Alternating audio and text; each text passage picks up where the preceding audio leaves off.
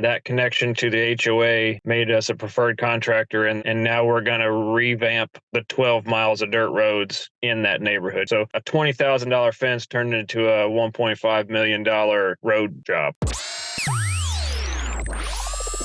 What's up, Skid Steer Nation? It is your host, Ryan Deemer, with the Skid Steer Nation podcast. And I got to say, it's December here in Illinois. I feel wonderful, and I feel like it's a great day to be in the dirt business. So for this episode, we've got a gentleman named David. He owns a company called Mann's Tractor and Fence, and he's previously in the military, and he's got some obstacles that many of us don't have to face every day, and he's got a fantastic attitude on how to overcome those. Before we introduce David to the show today, I do want to ask all of you, if you've been listening to the podcast, you enjoy the content that we make, please make sure to give us a review on Spotify, Apple, or wherever you're listening to it. If you're on Spotify, there's a little spot right below the logo on the page. Just click that. Give us as many stars as you think we deserve. And on Apple, just scroll down past the episodes and you'll see right there where you could leave the review. It lets us know that you guys are enjoying the content and we're heading in the right direction. So without any further ado, David, welcome to the podcast. Hey, how are you guys doing? We're doing fantastic today, man. I'm having one of those days where you wake up in the morning and you make out your battle plan for the day. Yeah. And then the phone rings and the emails come in and you realize that you're not even going to have time to get to the plan today. Yep, pretty much that's most of my days. So yeah, I run the business and I got a wife and 4 kids, so we stay pretty busy. Yeah, so you don't own any day; the day owns you. Correct. How do you deal with that? So I'm actually still active duty as well. So I'm in the process of transitioning out. So I spend usually half my day there, and then the back half of my day I'll spend working. I got a full-time crew of guys who work all day long. Nice. So it can be a lot. I usually try to do paperwork early in the morning before the family's up, and that way they know what they're doing for the day and they're ready to go, and they have everything they need, or as far as the crew, and I can go do the Navy thing until I'm done there, and then off to whatever job I'm working, or doing estimates, you name it, one of 1,000 different things. Yeah. That was going to be my next question, is what branch were you in? But you said that you're in the Navy there. So first and foremost, thank you for your service. No, thank you. How many years have you been in the Navy? 17 here in January. Holy cow. And you're going to transition out before 20, huh?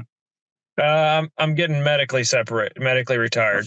Oh, okay. So, yeah. Yeah. I mean, that's one of the things, I guess we could talk about it an hour later, but that's one of the things that you kind of put down is that you have a Parkinson's, right? Correct. Yeah. I was diagnosed. It's been about 4 months ago. Okay. 2.5 years of seeing doctors and trying to figure out, kind of what was going on and what the symptoms I was experiencing actually were. As many people probably know, it's pretty abnormal for a 36-year-old man to be diagnosed with Parkinson's disease, and it's pretty difficult to diagnose no matter your age.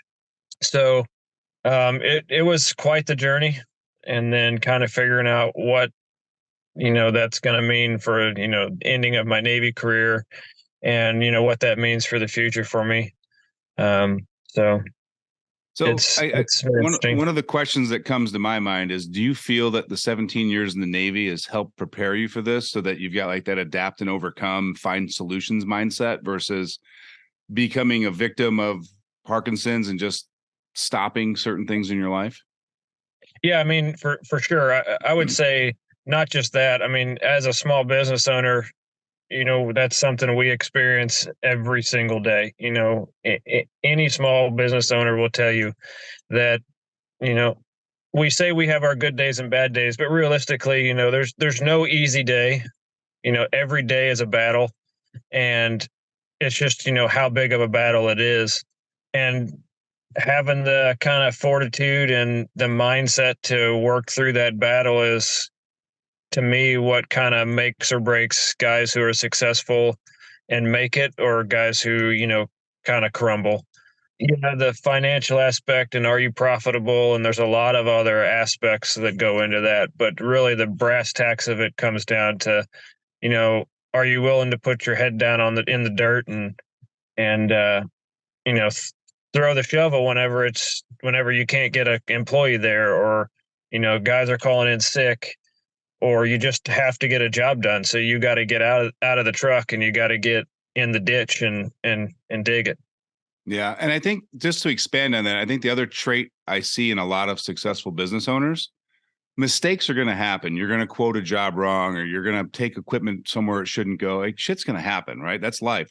But it's the ones that look at the failures or the mistakes and assess why they happen, and then change their approach to their business and use those as a learning tool. Those are the guys that I see that become really successful. They're not repeating the same mistake over and over again. Yeah, for sure. So I did school, and a lot of what we do in the Navy is, project management, process improvement, and that's what I did college for. So I try to, apply that and all the lessons that I've learned, throughout the last basically 2 decades in the service towards stuff like that, and I talk to my guys, and I think it's super important. And a lot of, I'll say that I would assume that a lot of business owners don't necessarily look to their people to be part of the solution, as far as, getting them involved with coming up with the answer to the problem. Because when they answer the question, when they solve the problem, when they come up with the new process, they're going to own that process, and it's going to be better day to day, instead of you just trying to jam it down their throat. Yeah. And like, just to expand on that, like, I think one, it gives them purpose in the business. Yeah. And then number two, the more purpose in the business they have, the more they're bought into your culture. Yeah. When you can align your purpose and your culture, like, your team can literally become unstoppable. Yeah. Yeah. And then the next part of that equation just becomes how do you keep the quality people beyond that, and that's the hardest, that's probably the biggest, issue I have at the moment is, how do you hang on to those guys, and how do you figure out how to pay them enough, and how do you figure out how to keep them happy, for really just lack of a better term. And honestly, David, like, I've found in my personal experiences owning businesses, we look for complex answers, and it's the simplest of answer.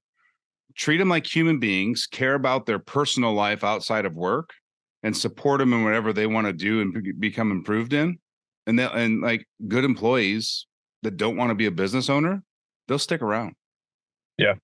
Like, we start every one of our team meetings, in the first 15 minutes is all about their kids, their family, their personal life, things in their life. And it took me like 6 months to get them to kind of open up. They're very uncomfortable talking personally at work. But now I've got a team like that, they're all bought in, and like, doesn't matter if somebody says, "Hey, I see the work you're doing there. We'll pay you a little bit more to come work for us." They're like, but I don't know. Like, I've got a great gig, great culture. I get to be part of problem solving. I'm staying where I'm at. Yeah. And the other side of it too is, as the business owner, we have to acknowledge that we're not perfect, and, I had a guy that was struggling and really just needed a raise, but didn't want to ask, and, basically it kind of came down to, he was ready to leave. And I was talking to him, and really that's all it kind of came down to. And I'm like, oh man, that's easy. Yeah. Let's just fix that problem. And, I've been at this for, well, a little over 3 years, and we have to see our faults and understand, in that example, that, I have to be better at seeing when guys are doing well, and, oh, hey, it's time for a raise for this guy, or it's time for, some paid days off for this guy, or something like that, or this guy's working too many days, it's time to make him take a Friday, Yeah. pay him for the day and make him take it, so he Right. can go home and hit the couch and be with the wife and the family, or whatever that might be. It's easy to get lost in the rat race of, oh, we're behind, or we're super swamped with work. Let's work Saturdays and not think about, like you said, the personal lives of these people. So Yeah, and it really is as simple as just recognizing small cues in their personality and saying, yeah, "Hey, something's a little off today," and then take 5 minutes to talk to them. yep, I mean, and I think that's one of the things we get so tunnel vision on our business and the projects and the finances and the banking that we kind of forget to look at the other people that work with us and go, something's not right with him today. We don't know if it's family, business, money. But like we should be able to recognize that. And I think that's a big key to a successful business owner. yeah, yeah, and like something I've been working on lately is, so we do fencing, residential, we do livestock, stuff like that. In fact, I'm at a horse ranch today, but is trying to make sure that even if I'm not going to work a job, I try. I'm working to get better at showing up to the job every day to at least touch base with the guys, right? Because of the nature of my life, right, where I'm still active duty and all that kind of stuff, you know, there's a lot of times where, the guys have what they need via paper, but I might not necessarily, look them in the eyes that day. So that's something that I'm trying to take a round turn on, to get face to face time with them every day so I can catch more of that stuff. Yep. So And with today's technology, I mean, it's not that hard to FaceTime or video chat on Facebook Messenger. Because yeah, there's going to be certain days you just can't physically make it to the job site, whether it's on location, requirements with the Navy. But it's still like, even what you and I are doing, there's a better connection doing this on video than there is just a phone call. yeah, yeah, yep. But like I said, it just really comes down to, it's really easy to be like, I'm the boss man. I write the checks, and I don't need to go out there, or what I say is what I want to happen, and not see your shortcomings, and then in turn, that disgruntles employees, that makes them feel like you said, not a part of the team, not a part of the family, and not a part of the process. And then that's probably, in my opinion, the quickest way you're going to lose that, especially a good foreman. That guy's going. Yep. And I think I always this is the easiest way that I describe this when I work with business owners. I'm like, majority of business owners worked excavation as an employee for somebody else. And it was probably the interaction with the boss, just like you're talking about. It's my way or the highway, get the job done. I don't care about anything else, that made you feel irrelevant and leave that company. So why in Yeah, God's green earth that as you get successful, you become the guy you left? yeah, Like, you have to be cognitive of why you left where you were at to start your own business, and then be aware not to become the same boss that you left. yep. And it's super easy to sit here and say. Super easy. The Well, actual execution of it is, an everyday challenge. Again, like I said, every day is a challenge. It's just a different challenge, that you got to figure out how to, take yeah, on and beat. absolutely right. And I really think like turning the radio off on the drive home and just giving yourself that space to be like, hey, how did the day go? How did I interact with people? It just keeps you self-aware. I mean, I recently had it where one of my employees, I was very distant, like, hey, you know what you're doing. You don't need my guidance. I don't need to bother you. And like, we just didn't talk for very little interaction for a while. And then finally I'm like, her performance is dwindling. And it was because I was letting her alone on an island.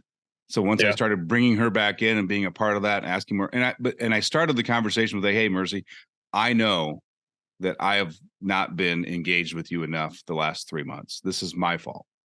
Right. Like, I'm a yeah, firm believer in, I think Jocko Willink calls it, extreme ownership. If every problem that happens with your business is your fault, then you can find a solution for it and you don't blame anybody else.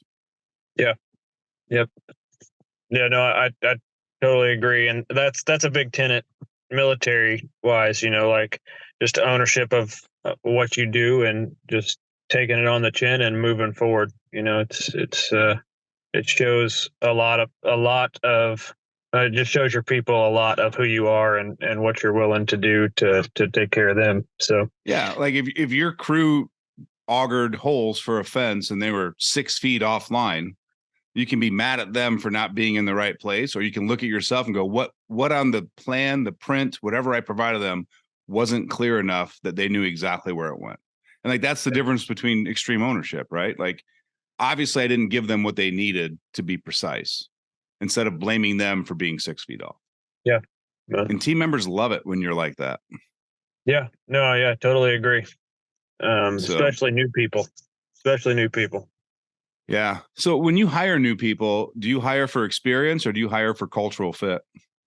So in fact, I was just talking to, my foreman about this earlier this morning. I got a foreman and a assistant foreman or whatever, however you want to kind of put that. And they've gotten to be really close and good friends. But hiring the third guy has always been the problem. That guy has been the guy that's come and gone.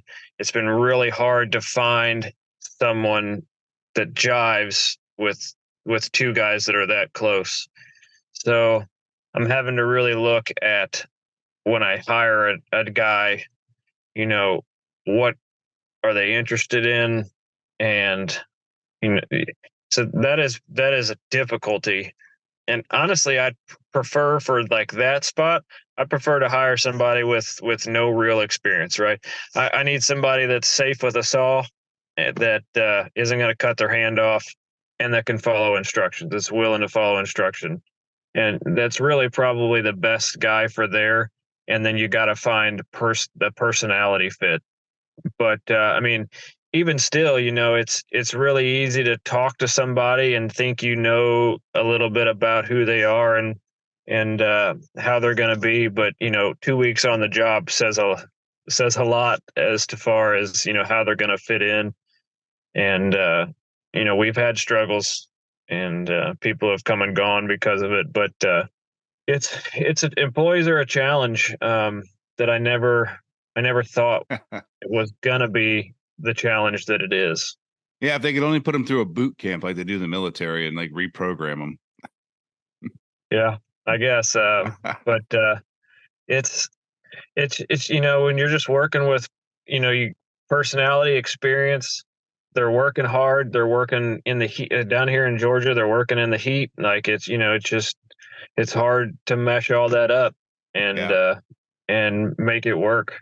Nope, absolutely it is. And we've found that a lot of guys, that when they audit their interview process, they realize that a lot of the questions they're asking the potential employee is, how can you make my business or my life better?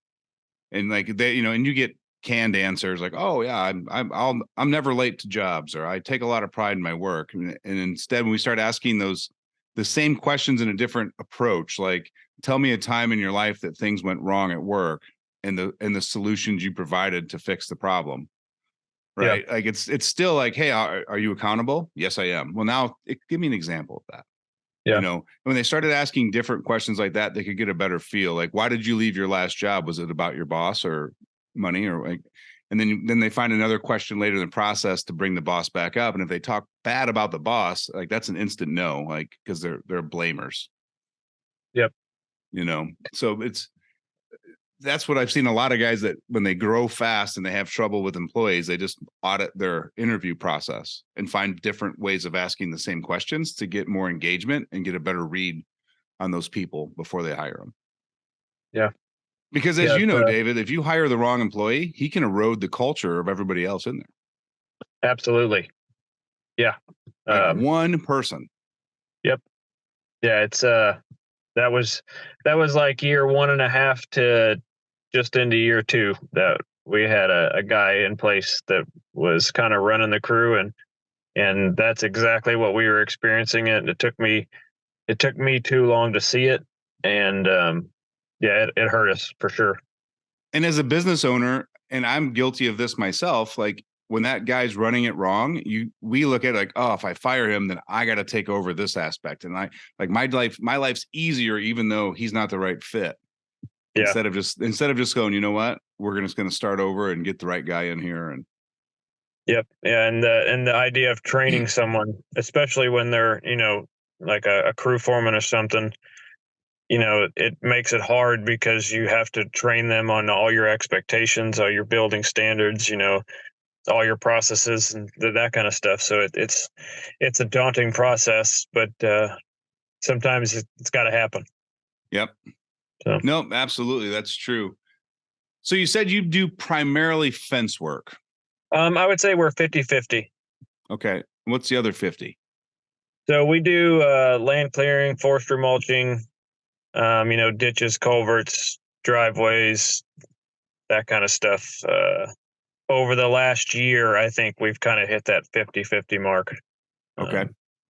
But we originally started out as just a little tractor service. I bought a tractor. I was looking for a way to keep it paid for, and I was brush hogging and grading driveways, and I just spiraled out of control, I guess.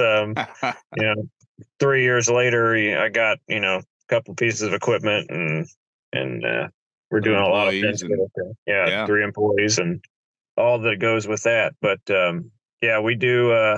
In fact, what we're doing here is we put in, basically, the lady has 4 cascading ponds, and she had a culvert from one pond to the next collapse, and a contractor came in and just filled in the hole. So obviously that made the pond back up. So we put in a gigantic culvert. It was in our main drive. So we've been trying to get that finished up and doing some other stuff to help her property drain so we can finish mulching it for her and do a bunch of livestock fencing for all of our horses. Nice. Really, we kind of got into the land side because we needed to be able to clear fence lines, and it was easier for us to do it when we were there, kind of added revenue. And we had a small mulcher for a 75 horse machine just to do what we needed to do. But then it was just, hey, while you're here doing that, you want to just mulch this other 10 acres, and we couldn't keep up. And so went to a bigger machine, went to a little mini X with a boom cutter, stuff like that. So it's trying to, be strategic. We do some partnering with other companies in the area so that, we can complement each other. That way we're not, nowadays with the cost of equipment, the way it has gone, in the past 2 years, you just can't buy everything. So you got to work together to be successful. And I'm hearing that more and more from guys I talk to. Like they're really they're not networking with realtors, insurance agents, general contractors. They're networking with other excavation company owners in their area. Yeah. And the ones that are doing that, I feel like, are busier than the ones that aren't. Yeah. Yeah. Like a good friend of mine, Shane Matthews with SPM, he, he's got a big 210 excavator. So I turned around and bought a big bulldozer, so yeah. We'll partner up on jobs, and we can go in there and, again, complement each other, and we help each other be successful instead of just cutthroat, competition. Because then nobody's successful, because then you're trying to cut prices and all that kind of stuff, and nobody's making any money. Customers aren't getting what they need. And me and him have actually walked into a lot of that recently of, hey, this guy left me high and dry. Can you help me clean it up? And so we're kind of doing a lot of that recently. Yeah. As long as there's a weekend warrior, there'll always be customers that need corrected work. Yeah. Yeah. And we got a few of those guys around here, but we got a bunch of them that do great work, but there's a few that don't. And in fact, there's a few that I throw work every now and then too, that I'll have, if I need a second mulcher somewhere, I'll call, and or if I just have a small job that I know I'm not going to get to quick, reasonable time, I'll just, toss it to them or something like that. But yeah, it's really, for me, in my opinion, the weekend warrior is not necessarily the work quality that hurts the industry. It's their inability to properly price work. Yeah. That makes it hard. And you hear about it in every market. I mean, it's not specific to Georgia. It's nationwide. And that's why I'm just such a big proponent of value stacking, in your estimates and letting your customer know your process. And people pay for that. I mean, yeah, for sure. They'll really pay here in my area. We have a kind of a contractor culture of lack of accountability. People don't show up. People show up give you an estimate, and then just they call you to hire you, and they just never call them back. Like I don't understand a guy who somebody calls them like, "Hey, come do this job for me, so I can pay you some money," and they just don't call them back. Like that doesn't make sense to me. Doesn't make sense to why they went and did the estimate. Yeah, but it's rampant here. So just knowing that you're going to come, just being on social media where people can see your work quality is absolutely a must here. It's huge because people just have trust issues with contractors in my area. Like I said, I'm going Saturday to bid a job that's a 40-acre land clearing job. The guy cut all the trees, left her a big mud hole in 2001, and he's never been back. Yeah. He keeps telling her it's too wet. I mean, I have a hard time believing it's too wet for 2 years, 3 years. Right. Just so. He did the easy work. Now he doesn't want to do the hard work. Yeah. Yep. So. Yeah. That's crazy, man. I mean, I really think this industry, if you are committed to communicating with your customer, showing up when you say you're going to show up, and leaving the property as if you own the property yourself, it's hard not to be successful. Yeah. And the other one I'll add to your list there is there's a lot of jobs out there that aren't easy. And there's a lot of guys out there who just want to toss the culvert in the ditch for the driveway. Like this one's a great example of that, trying to take elevations to make sure that the big pond doesn't flow into the little pond at the end of all this, or that the little pond doesn't back up and fill her house, all that kind of stuff. She had 3 guys out here to look at it, and none of them ever even called her back because they want to do the easy job that's quick money. They don't want to have to put all the effort and the time that it takes to do something as complicated. So being willing to come in and take on jobs like this, we're going to be back here for the next 2 years doing stuff for her because we were willing to take that extra step to make sure she was taken care of in the first place.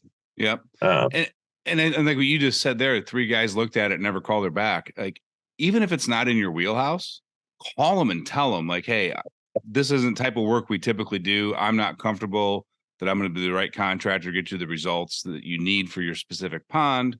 I do know a few guys in the area that might be good for that. And then we could always work together if you need the land clear. Like, you could still get the other work. Yeah. Yeah. And something like this is not something we've ever done before, but we were just upfront with her like, hey, this is a new monster for us. So we're going to do the research and we're going to, talk through it and, use every resource we have and work with you to make sure we're, meeting your expectations, and we're going to take our time, and it's going to cost a little more because of that. But we're not just going to roll in here with an excavator and rip a hole in your driveway and drop the culvert in the ground and roll out and hope for the best and pray to Jesus it works. Yeah. Because we don't want to be back here digging it up, and you don't want us to be back, because she had to shut down her business for 2 days, right? It's on the main drive. Wow. So she don't want to do that again. And, so like I said, just kind of being willing to take on a challenge taking on a challenge that you can succeed at, right? Like you said, if it's not something that you're going to be able to accomplish correctly, don't do it. But, or be willing to understand that you need outside mentorship or research and be humble enough to accept it and ask for it. Because I think that's a lot of things business owners struggle with is they don't want to be weak anywhere. So they hide the weaknesses instead of saying, hey, I need help with this. Well, and that circles us back around to the discussion of, businesses helping businesses, right? Yeah. Reaching out and partnering with, your competition, because maybe they have experience there.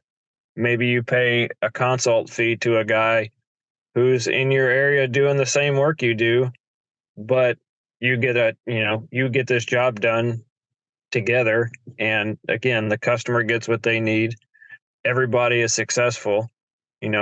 Two people's names are out there, that they're doing good work, and it's good for the industry. It's good for the area. It's good for everyone. Yeah. Because as you know, David, it doesn't matter if it's your business or the guy down the street. If somebody does a poor job, the bad taste in the mouth isn't about ABC excavating. It's about excavating in my town. Yep. Like you're hesitant to hire anybody after that. Yep. That's absolutely true. So the most successful all of you are, the better the imprint you have in your community. Yep. And then whoever they do hire is if they do go out to hire someone else, they're always going to think that, they're going to always think they're too expensive, right? They're always going to wrestle with something, right? There's always going to be big hurdles to that guy, getting through whatever it is. I always tell people, hey, cleaning up someone's mess is rarely cheaper than doing it right in the first place. And it's super unfortunate and you feel awful for the people, but it's just kind of the way it goes. Well, yeah. I mean, we don't buy the cheapest car. Yeah. But when it comes to excavating and dirt work, it seems customers always are looking for a deal, and the deal always bites them in the rear. Well, I think that's contracting in general. Yeah. I see that probably more in the fence work side of things than I do in the excavation side of things, because I could be wrong, but people think that, oh, I don't have a skid steer, so I can't do this work. But a lot of people are like, oh, I could build a fence, so why am I paying that much Yep. for somebody to come do it? And they don't necessarily think about the value added. We drive all of our round fence posts for our livestock fence, which allows you to maintain a 25-year warranty on a post, right? On a wood post. If you set them in concrete, that warranty is void. So all the low-cost contractors are setting those posts in concrete. And so I always try to convey, like, hey, you're giving up a 25-year warranty on all of your wood posts so that you can save $2,000 now. Right. Is that $2,000 worth the loss in value that you have in that fence? Yeah, and it's just finding the right way to articulate that to the customers. Yeah. So and part of that too is again, equipment cost has changed so substantially. I think maybe we're coming back off of that, but you got guys out there trying to make do with what they have, because stuff got so expensive there for a while because you couldn't buy it. So you got probably had more guys trying to cut corners. Maybe I don't really want to say cut corners, but trying to make do and get stuff done because they couldn't afford to go buy new stuff. We'll call it finding unique solutions. Yeah, it's good. Well, and it's funny. It's like you're looking at expanding some of the services you offer as a business, and I kind of found it humorous. But last week, Kim on my team schedules and manages all of the podcast interviews. So typically, until the week of the interview, I really don't know who I'm interviewing because I just like to stay focused on some other projects I'm working on. So I called you last week because you've been looking at augers and bits. Yeah. And then you told me on the phone, like, yeah, we're talking next week. And I'm like, oh, we are? And you're like, yeah, I'm doing a podcast interview with you. And we started talking, but you were doing the research for the equipment you needed to start offering new services for your business. So you were 2 steps ahead, not waiting until you needed it, but like trying to figure out what the acquisition cost would be versus what you can make with the services. And I thought that was pretty neat. Yeah. We're looking at trying to add pole barns, the metal truss pole barns over maybe the next year, kind of see if there's, money there or not. But again, that adds another kind of layer of employee challenge, having a crew for doing that kind of stuff, different equipment. So there's a good investment there that has to be made to make it happen, and a logistical aspect that has to be looked at. So yeah, I've been trying to study up on that and kind of get smart on some of that stuff to see if it's worth jumping into this at the time. Yeah. So I'm curious, like, what is it in your market, or what have you been seeing with the customers you're interacting with that makes you feel pole barns is an avenue you should explore? So it's a big thing down here. Homesteads are a huge kind of, I don't know, niche down here, or if it's just kind of a social kind of push across the nation. I don't know how far it expands, but so our kind of company, you know, outlook is we want to be, your homestead builder, minus your house. So we come in, we can clear your land, grade, fence, pole barn, install water systems, stuff like that. So that to us, that's kind of the next step. So we can, get people's, coverage for their equipment, that kind of thing. Yeah. So that's really kind of where that has evolved from. I think that's wonderful. And I think the simpler you can make it for the customer, the more they're willing to pay. So if they only have to deal with you to prep everything on the property to get ready for a home builder, and they don't have to find a grading guy and a pole barn guy and a fence guy, like if you're 10, 15% higher than those individually, they're cool with it because they can just pass it all to you. Absolutely. Every time I go out to look at, a mulching job, and they're like, "Oh, you do fence too?" I'm like, "Yep, we can get it Mm-hmm. done." And the job just expands, right? And the guys are like, "Man, I hate these huge jobs because we see the same thing every day and every day and every day." And I'm like, "Yeah, but we're not moving equipment. We're saving fuel costs, right? We're not having to hunt materials every day, So, a lot of fence companies work on high volume, right? Lower costs. Whereas because of the nature of our services, we work on a much lower volume, which again, because of my life and this, what I have to do every day, one, that makes it much easier for me to manage. But two, I like that we build a relationship with those customers, right? Like most of those customers, I've become friends with, and we talk on Facebook or on the phone, or we're are absolutely repeat customers, because we spend a bunch of time out there. They're out there walking around with us, and we're also kind of making their dream a reality, I guess. Yeah. Or and so I like that relationship building aspect of it that we get, um, kind of with doing those type of projects. And if you're going to be successful in the residential area, like that has to be a key. Like you have to enjoy that, because if you want transactional, you better go be a subcontractor, because people Yeah. want that relationship with the people that are building their dreams, their dream property, their dream house. And if communicating and building that relationship is a struggle for you, then you're going to be ran out sooner than later. Yeah. Yeah. And we do subcontracting too. Like we do silt fencing for some builders, some excavation, some grading and stuff like that. It's just not a huge part of our company. Like I said, I'd prefer that personal connection with the customer, kind of trying to figure out the problem that they're going to bring us and how do we solve it, and then solving it for them and seeing how happy they are when it's correct. Yep. So it's like that.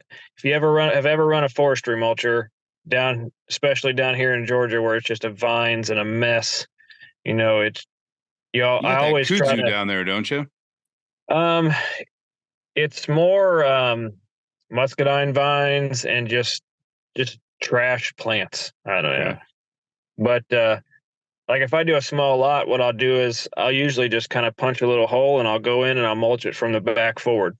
Because you then when you're done, like this, it's more of a advertising or kind of an off factor kind of thing, because then you punch it out and it's just this clean lot, and the customer just kind of can see it then, and they're just like, wow. And it's you just kind of get a wow factor there. kind of like making a video or something like that. So you purposely work backwards in the field so that you get the wow factor on the last pass and they don't see the incremental change across the field. Absolutely. See, I love that.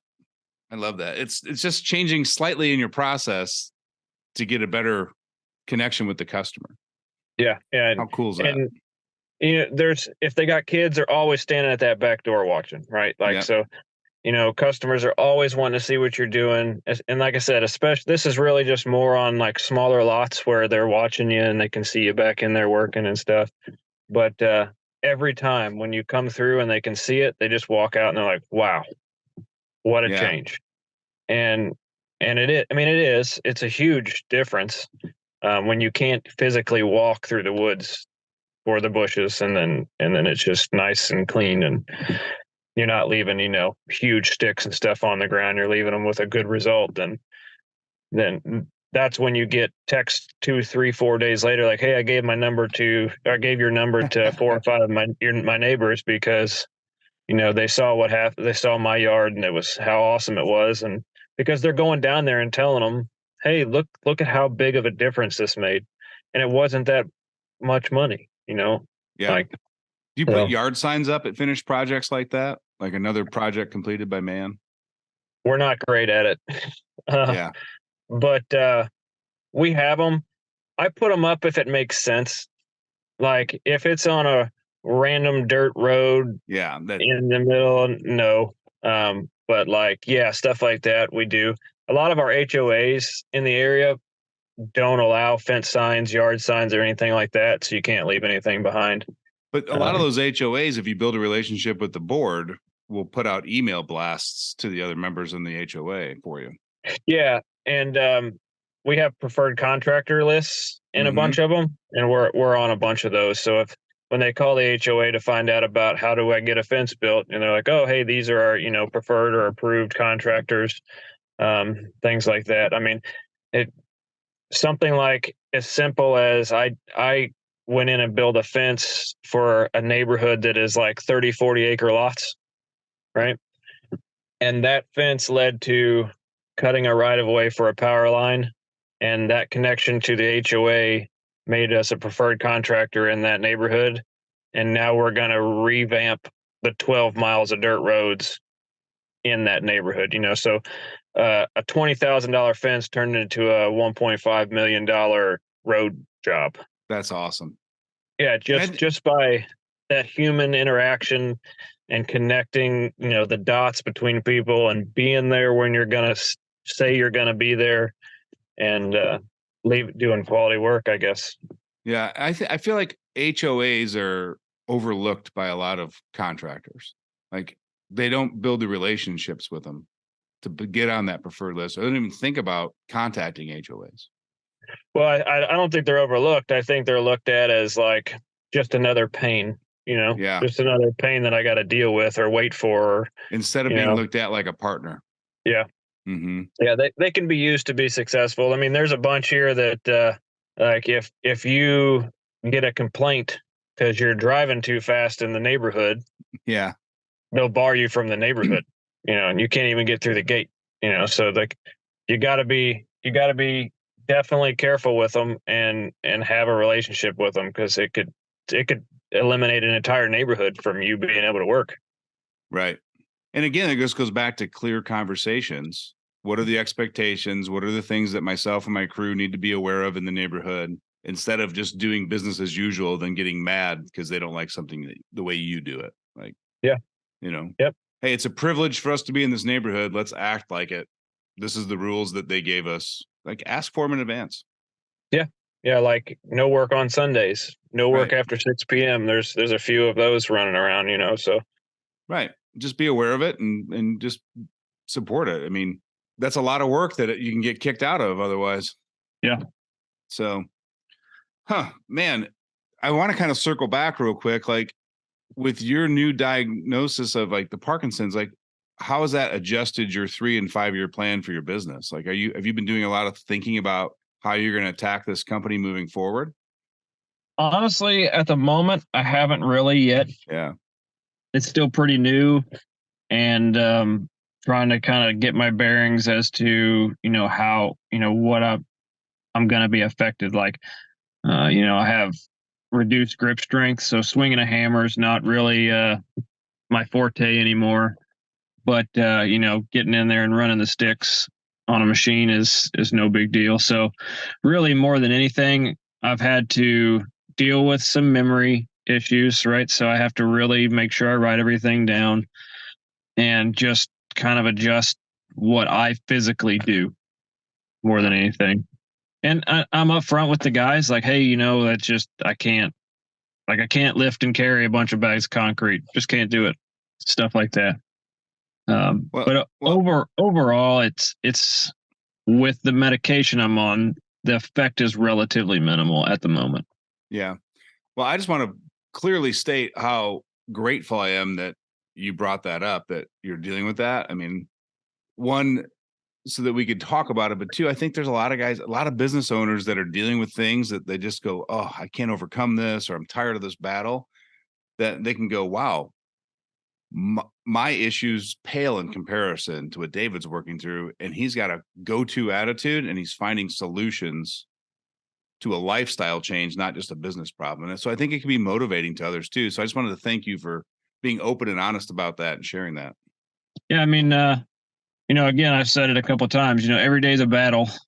Some days I shake worse than others, and in turn, I just kind of have to take it easy. And I try to do more admin work those days, and just to kind of adjust my schedule to accommodate. And like I said, as long as you're upfront with your people about what's going on, they understand. I think for the most part, if you got good quality people. Yeah. Um, but yeah, it's just another challenge you got to figure out. It's just a broke down machine. It's just a flat tire. It's just another one of those things you got to kind of overcome and Yeah. move past. And I, I can't stop visualizing like what we expect life to be, which is like a direct 45-degree angle up, always getting better. And then what life actually is with the big crevices and potholes. And like, it's not a straight line to success, right? Like there's going to yeah, be challenges and knockdowns. So like you talking about this, like, hey, it's just another challenge we got to work through. I'm like, oh, you just hit a little pothole in your road to success. And now you got to figure out how to overcome it and keep moving forward.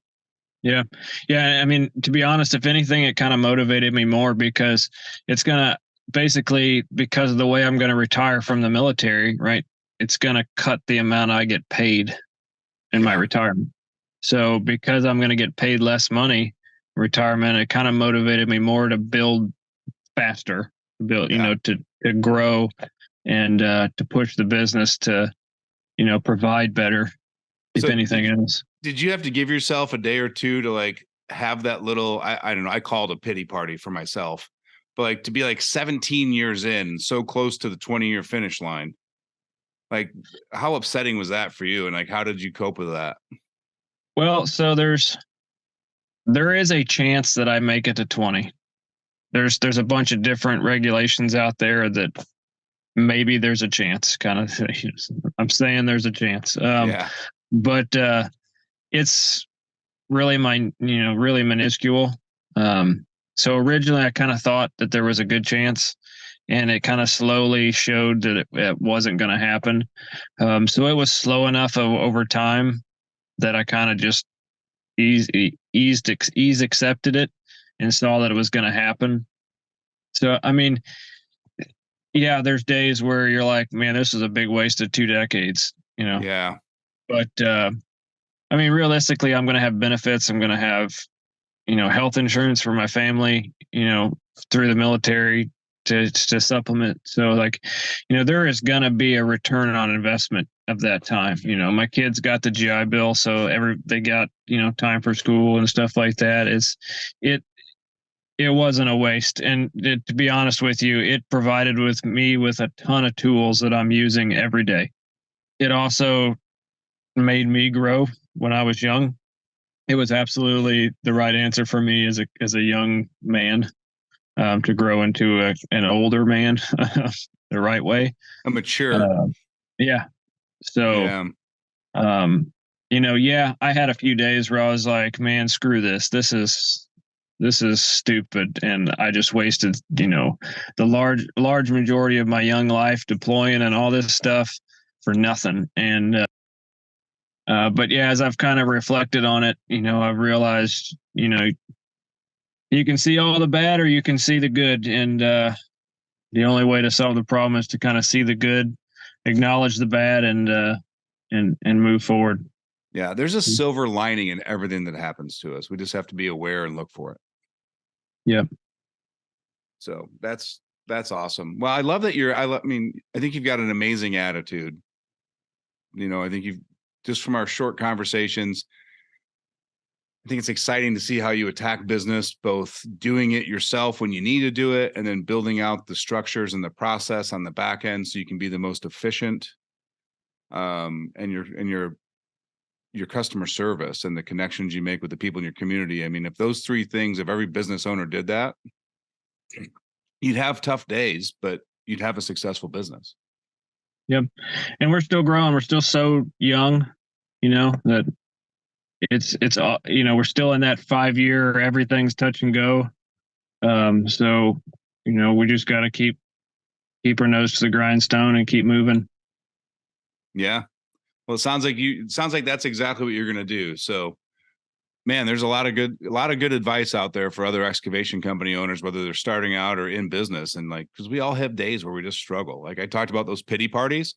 I kind of have time limits. Like if it's something small and minor and it frustrates me, it didn't get done right, I give myself 5 to 10 minutes to be pissed, quit working, argue, yell, whatever I do for myself. And then at that time frame, all right, that's out of the way. What's the solution? How do we move forward? How do we fix the broken process?